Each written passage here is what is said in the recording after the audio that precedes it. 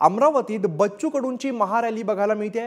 प्रहारचे उमेदवार दिनेश बुब यांच्यासाठी बच्चू कडूंची ही महारॅली आहे। तर दृश्यांमध्ये आपण बघतोय मोठ्या प्रमाणात शक्ती प्रदर्शन केलं जाते। अमरावतीमध्ये बच्चू कडूंची ही महारॅली बघायला मिळते। काल झालेल्या हाय व्होल्टेज ड्राम्यानंतर आज आता बच्चू कडू यांची महारॅली बघायला मिळते। प्रहारचे उमेदवार दिनेश बुब यांच्यासाठी बच्चू कडू यांच्याकडून महारॅलीचं आयोजन करण्यात आलेलं आहे। यामध्ये मोठ्या प्रमाणात कार्यकर्ते आपल्याला बघायला मिळत आहेत।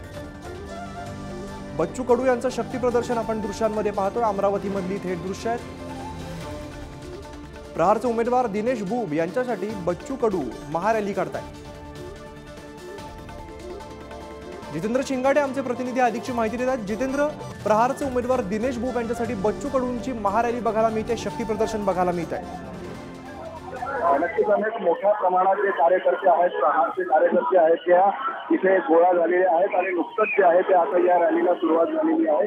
अमरावतीच्या जिल्हा क्रीडा संकुलमधून या रॅलीला सुरुवात झालेली आहे। प्रहार जनपक्षाचे जे अमरावतीचे उमेदवार आहेत दिनेश बुब यांच्या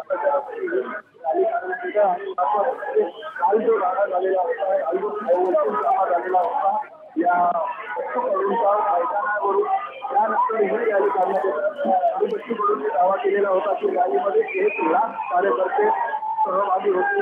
आता 1 लाख नाही, मोठ्या प्रमाणात प्रचंड निश्चित जितेंद्र, मोठ्या प्रमाणात खरं तर शक्ती प्रदर्शन बघायला मिळत आहे। धन्यवाद या सगळ्या सविस्तर माहितीसाठी। तर अमरावतीमधली आपण दृश्य पाहतोय। बच्चू कडू यांची महारॅली आहे आणि मोठ्या प्रमाणामध्ये शक्ती प्रदर्शन करताना आपल्याला बघायला मिळत आहे। प्रहारचे उमेदवार दिनेश बुब यांच्यासाठी बच्चू कडू हे महारॅली काढतायत। कालच आपण पाहिलं होतं सायन्स कोर मैदानाच्या सभेसाठी मोठ्या प्रमाणात त्या ठिकाणी काल दंगा झाला होता, राडा झाला होता। मात्र आज आता मोठ्या प्रमाणात शक्ती प्रदर्शन बच्चू कडू यांच्याकडून करण्यात येत आहे। 23 आणि 24 एप्रिलसाठी अमरावतीच्या सायन्स कोर मैदानात सभेसाठी परवानगी देण्यात आली होती, मात्र ती नाकारल्यामुळे काल मोठ्या प्रमाणात राडा झाला होता आणि त्यानंतर आज आपल्याला शक्ती प्रदर्शन बघायला मिळत आहे।